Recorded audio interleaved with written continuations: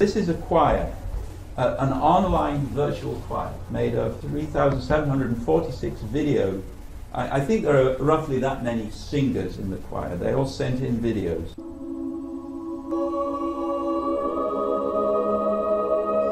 3,000 people in 78 different countries. They don't talk to each other. They only communicate by email with Eric Whittaker, who is the orchestrator and conductor of this gigantic phenomenon. He has even bigger choirs now.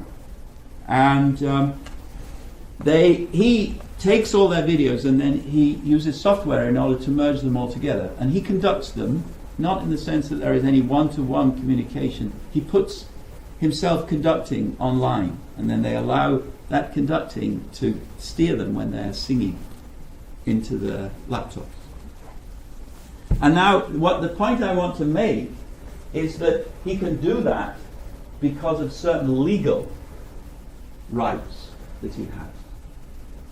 So you could do it, but it's hugely expensive. And if he's going to do it, then he has to be assured that bad things will not happen. For instance, that you will turn around in a week's time and say, I'm sorry, I don't want you to use my video in your 3,748 video sized choir. Then the whole thing would have to be taken apart. And it would probably be impossible to do it because they're all merged. So this is the first lesson that we learn about the law, that part of the function of the law is to provide a stability, a legal stability to enable long-term, expensive planning. And that's another way in which document acts are indispensable to the successes of modern civilization. They enable large-scale planning. They enable large-scale investment, risk investment. And how is this done? Well, when you sign up to be able to submit your voice, your YouTube video, to be incorporated into the virtual choir, you have to sign a document. And the document starts out like this. It's a set of terms and conditions, and you have to... I'm not sure whether you can do your signature online. I guess you must be able to do your signature online, given everything that I've said. And you need various other things. So you will get performance instructions, you'll get recording instructions, you'll get a contact form, you have to fill out a choral survey, which choirs you've participated in, that kind of thing. And then video files, which he will approve. And then by uploading those files, you agree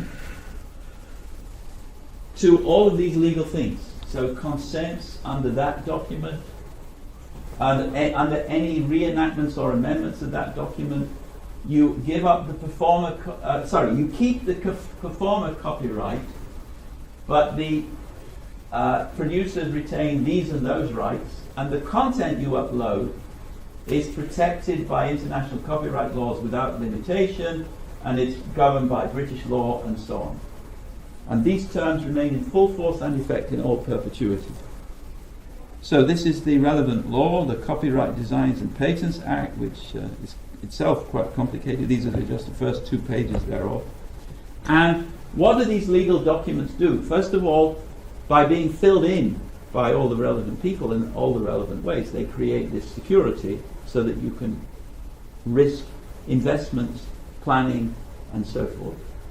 But also, the people who are going to use or buy your work are protected.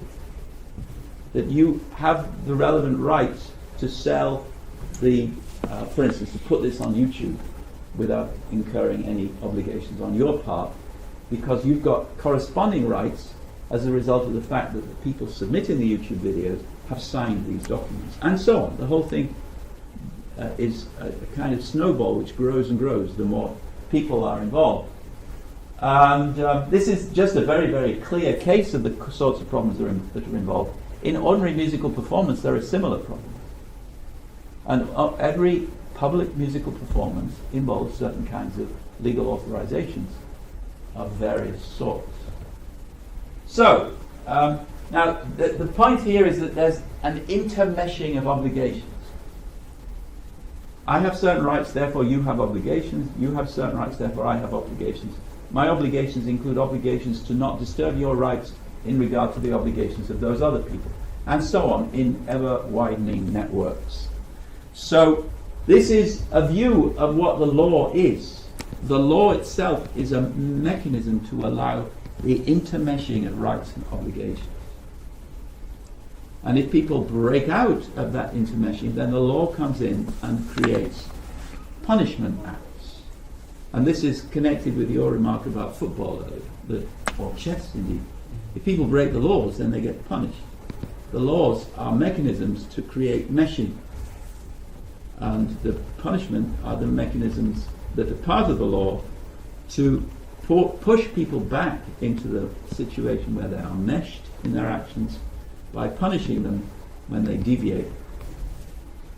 And now this makes all kinds of things possible. So because we have intermeshed obligations, then people will be more willing to participate in things. They'll be more willing to go to a football match or to a symphony performance because they know that they will get what is written on the tin rather than some quite different thing that happened because there was a plague of locusts which invaded the football ground or whatever it might be.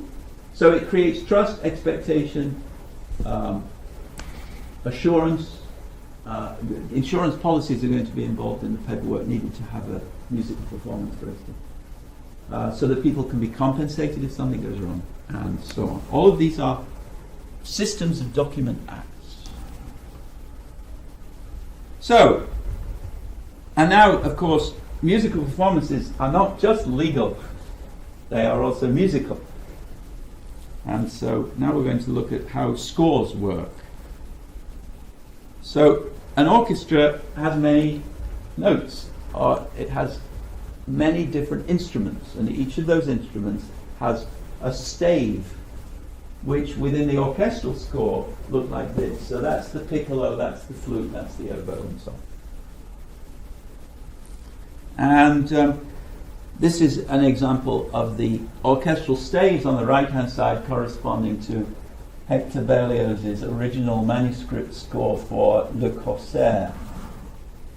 And the point I'm making with this slide is that the thing on the left coordinates the things on the right, enables them to mesh together.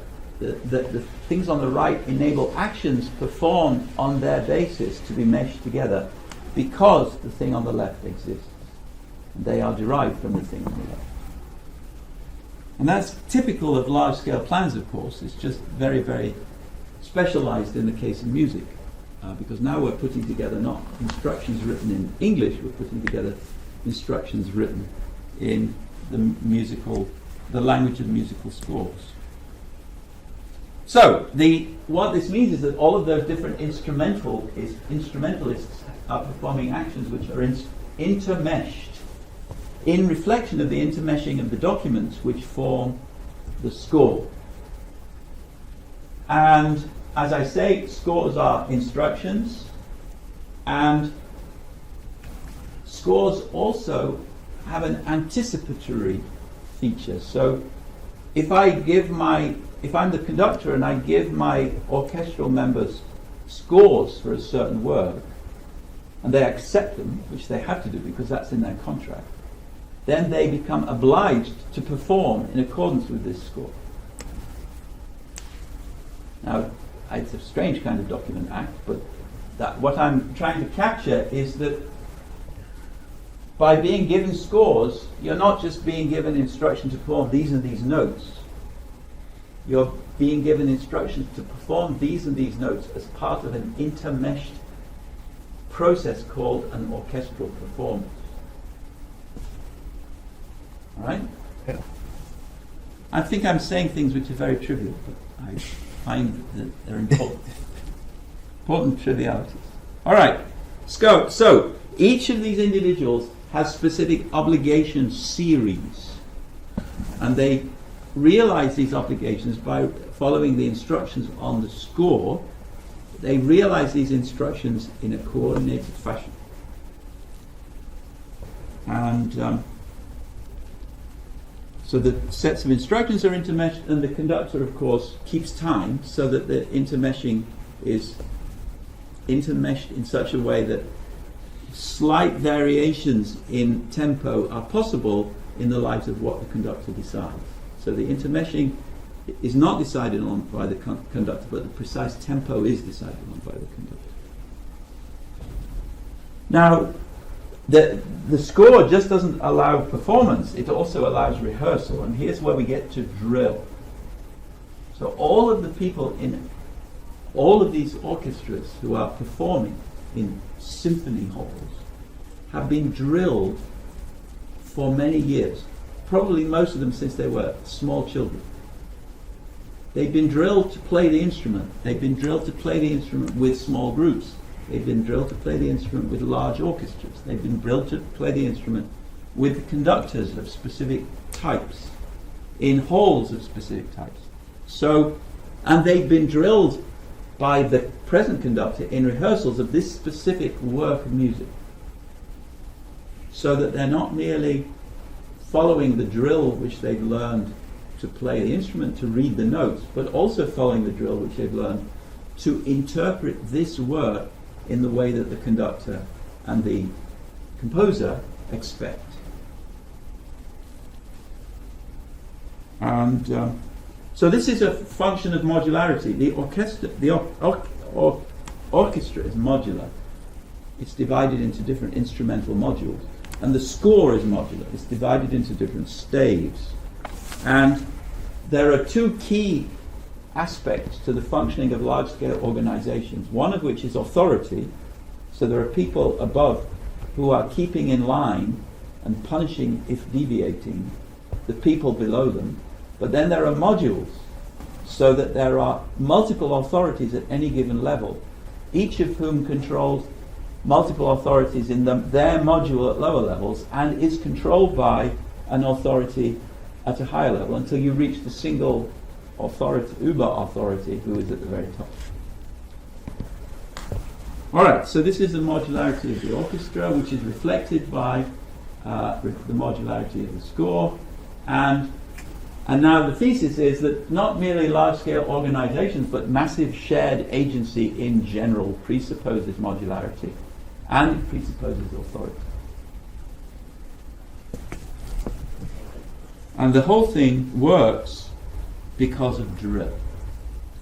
So the people follow the instructions of the conductor without thinking, because they've been drilled. They have been neurologically manipulating themselves since childhood to do this thing spontaneously. And in part, what they've been training themselves to do is to execute diagrams like that. And now, this is just repeating what I just said, I guess. This is an important point. Musical scores can be as wonderful as they like, but they can't achieve anything unless they have people who have the corresponding training.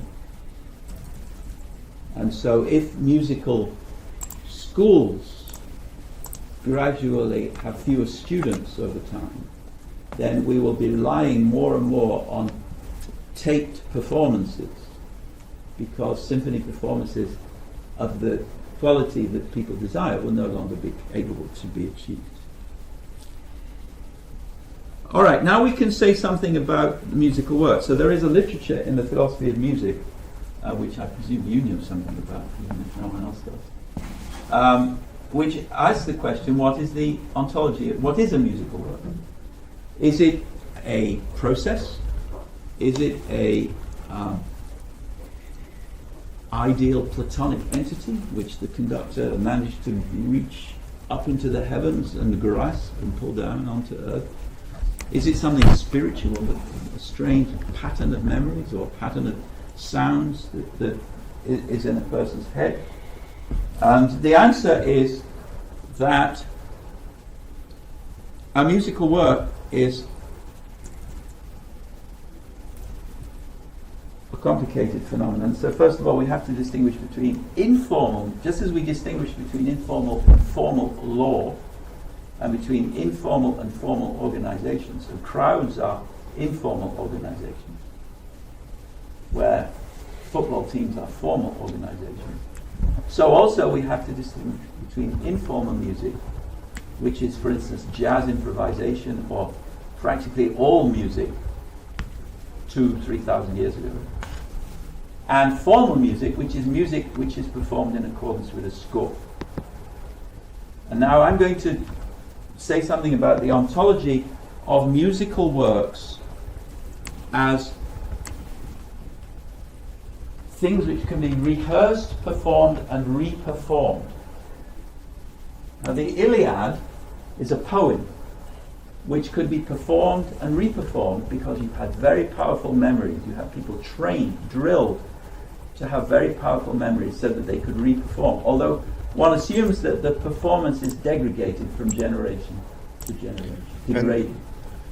Some scholars think that there was some space for improvisation between performances. And now, if you're going to have a musical work as something that can be performed and re-performed, and therefore also rehearsed with perfect precision over time without degradation, then you need a score.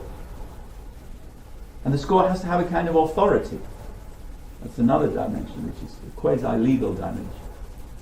And there are people whose lives are devoted to working out what the authoritative scores were for Bach or Mozart's oeuvre. So, this kind of musical work couldn't exist without a score. Jazz improvisation could, but this kind of musical work could not exist because it couldn't be rehearsed and it couldn't be performed in the way that I just specified. So, the author creates the score, and this creates the possibility of performance, and the work is something like a possibility of performance. I don't want to hold on to that, because I think I have something better. But for the moment, we can think of it as a standing possibility of performance, which exists because of the score and because of a community of persons drilled in the execution of scores just like this. The conductor and the orchestra use the score to form a plan to do certain things and commit themselves to do those things. So they all know they're coming to this hall at this time to perform this symphony. And they're committed to do that. And just imagine if 10% of them decided they would go out for a drink at that time. So the reason they don't go out for a drink is in part because of the way they've been drilled to read their employment contracts. They probably never think about their employment contracts. They just know that they need to be at that place at that time. So the score is a set of instructions. They have the expertise. The concert is scheduled. They make a commitment to each other, to the employer, to the audience, that they will perform the work. A large number of document acts are involved here, although many of the document acts, for instance, the ones involving employment contracts, don't play any kind of significant role. But selling tickets in which it says this particular symphony will be performed, that is a document act. And buying those tickets and presenting those tickets, they're all document acts. Now, let's think about plans. Remember, they're all planning. And the score is a specification of a plan. So, Searle talks about directions of fit. And he distinguishes between three kinds of directions of fit. The first one is world to mind. A plan has a world to mind direction of fit. That is to say, the world has to fit to your mind. That's what a plan is. It's a specification of the way in which you're going to make the world fit your mind by writing down instructions or by accepting instructions. Then a mind-to-world direction of fit is, for instance, an assertion. If I say it's raining, if I make an assertion, then the idea of assertion is that my mind should fit the world rather than that I should make the world fit my mind, which is what a plan does. And then there is automatic fit in both directions in those cases where we create something by saying, I promise to do this, or I forgive you for doing that. Here there is perfect fit in both directions immediately. These two involve certain amounts of work, either on the side of the mind in the second case, or on the side of the world in the first case. We make the world fit our plan. That's what it means to realize a plan. And now we can have the same thing for documents. So we write the plan down on a piece of paper, and then the world has to fit the document. And we publish a report after the fact. And then the report has to be about the thing which it's reporting on. So there has to be report to world direction of fit. And then an Act of Parliament is published, and there we have the automatic immediate fit in both directions.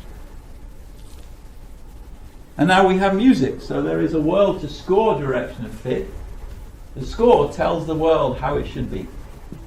And we have the score to world direction of fit.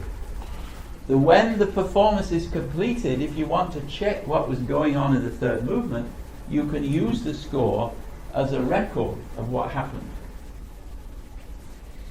So documents can go in both directions. They can be plans before the fact, and records after the fact. And then when you bring the work of music into existence, by completing the score, then we have the perfect bidirectional direction fit, spontaneously. So we can modify scores. So an individual performer might mark certain passages with a pen that they involve a certain kind of attitude. Or they may take their score after the performance and mark them up where they made mistakes. Or their examiner or their mentor may mark them up as they're listening, create a record of all the mistakes that they made. And the same applies to soup.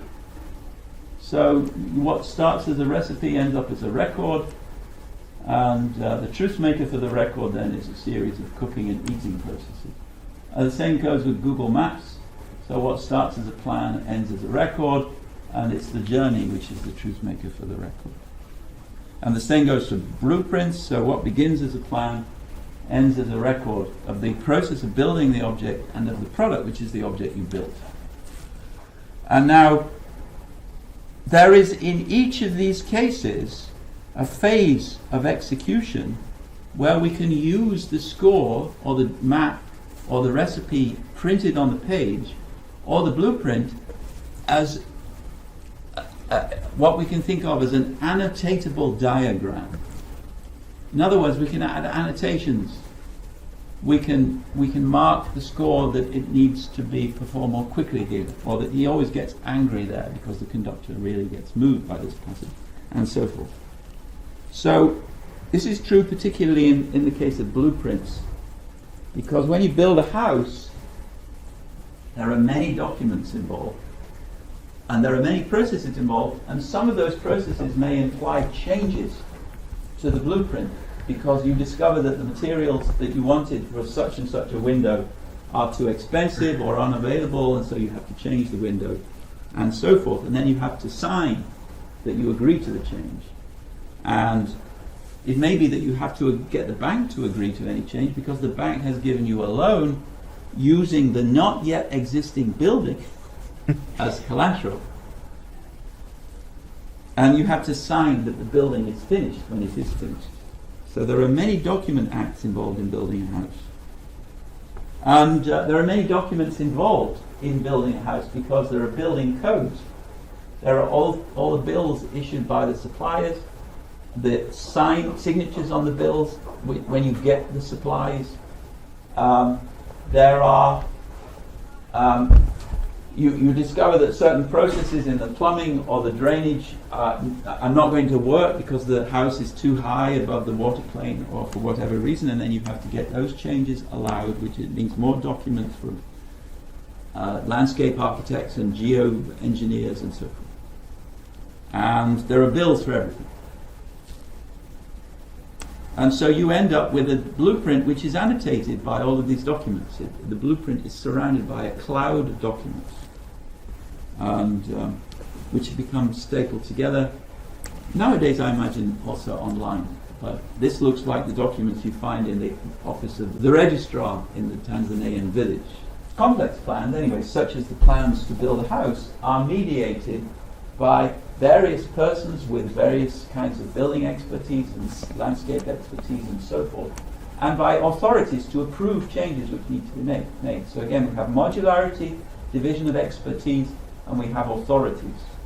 So, Scott Shapiro is a philosopher of law at Yale University who wrote a paper which was an inspiration for me, called Massively Shared Agency. And he was the first person that I encountered who had recognized what I had suspected in my own mind, namely that there was something amiss in the fact that traditional analytic philosophy of action and analytic philosophy of language had been focused too narrowly on face-to-face communication among people who agree. And so Shapiro is interested in massively shared agency, which means agency involving large armies or large corporations or large academic institutions in which not everyone shares the goals of the institution in which they are involved. So he says, he makes this same complaint here, and this is an example of the kind of theorizing that was produced in this circle of action theorists. Michael Bratman is one of the most important members of this circle. So this is about joint intentional action rather than massive intentional action. And joint intentional action is defined by these various clauses. I intend that we do F, you intend that we do F, I intend that we do F in accordance with and because of meshing subplans underlying and so forth. So in other words, these are descriptions of intentional action in which everyone intends to do something. Everyone shares the goals of the organization.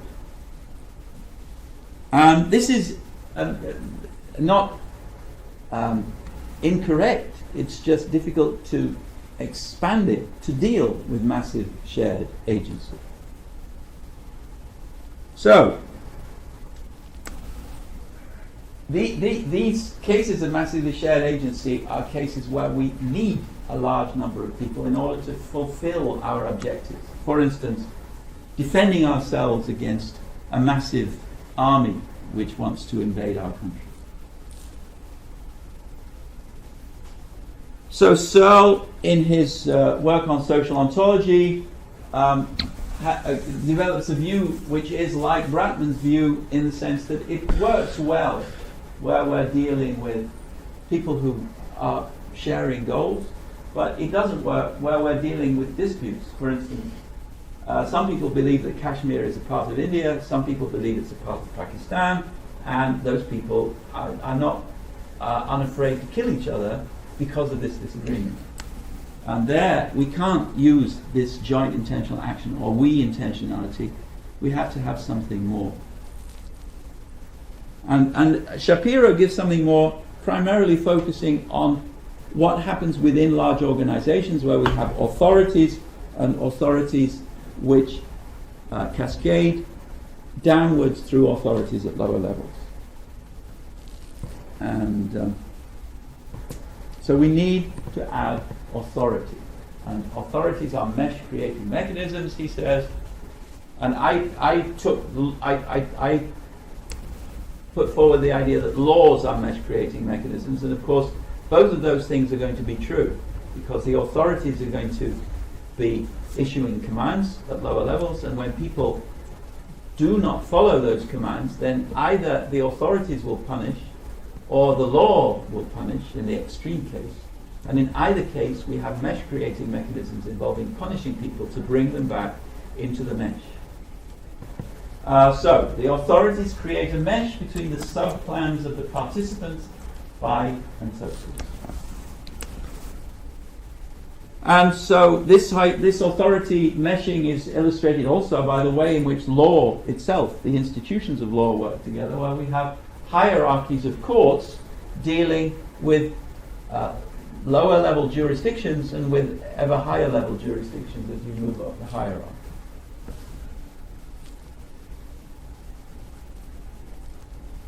And so the reason why massive shared agency presupposes modularity, which is illustrated here, is because authority can be communicated downwards only if you have a modular organization. Everyone has to know who their boss is.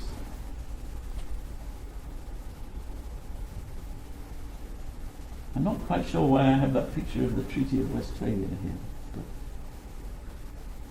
I guess the point is that it was hard to bring about agreement among all of those different countries, but they did succeed. Then they didn't accept the same authority, partly because half of them were Catholics and the other half were Protestants. And they each represent, I guess, a separate nation, and there were many nations involved. That's great.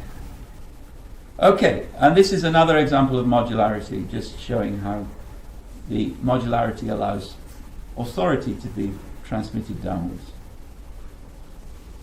And then my contribution is to suggest that where you have such modularity and authority, you need documents in order to communicate down the levels, but also in order to provide assurance down the levels that what the authority says is truly what your authority, your boss says, is truly what your authority has the right to say to you. And that's because it's written in your employment contract, or because there's some other document which makes it so. So this is analogous to the way in which musical scores allow the authority of the conductor to be transmitted through the modules of the orchestra. So plans, in general, are documents of this sort, as well as contracts that people sign when they begin to work for an organization. And so all of this, I think we've said one way or another. So because we have authorities, we have obligations. We have an organization because we want to achieve certain ends, and therefore we have plans. Because we have plans, we also have instructions, and all of those things are intermeshed. And this very intermeshing allows the development of intermeshed expertise. You can train new orchestral performers, you can train new employees, you can train new soldiers, because you have all these other soldiers who are already trained in doing the right things in the right intermeshed way. And that's what makes massive shared agency possible. And so I like to talk about diagrammatically nested documents, or organograms, for instance, are examples of nested representations, diagrammatically nested representations of the interrelations between authorities and subordinates at successively different levels. The military has an acronym for this, which I don't know how to pronounce it, but it's something like DOTUM-FUT. So it's, anyway, you can see it on this wiki page. It's about leadership, obligations, expertise, planning, training. I guess I should be able to work it out from first principles, but you can check. And now this is where I promised to talk about why Searle's view, if I'm understanding Searle correctly, according to which you don't really need documents to understand everything which is philosophically relevant to the foundations of the social sciences, because memory and speech acts would suffice. And now, there are, in Searle's account of social ontology, features of iteration. So he doesn't like anymore his slogan X counts as Y in context C, but he still holds that it gives you an easy way of formulating the iterative feature of his ontology. And this iterative feature goes as follows. A person counts as a president in the context of, namely Trump, counts as president in the context of the American political system. The president counts as the, what's the military role that he has? He's the Commander-in-Chief. Commander-in-Chief of the military in the context of the American political system. The Commander-in-Chief counts as the person who can declare war in context, which is the American political system. So you have a hierarchy. I don't know that. I'm a philosopher. So you have a hierarchy, an iteration, and this is what makes Western civilization, or civilization in general, possible, because you have more and more complicated chains of counting as.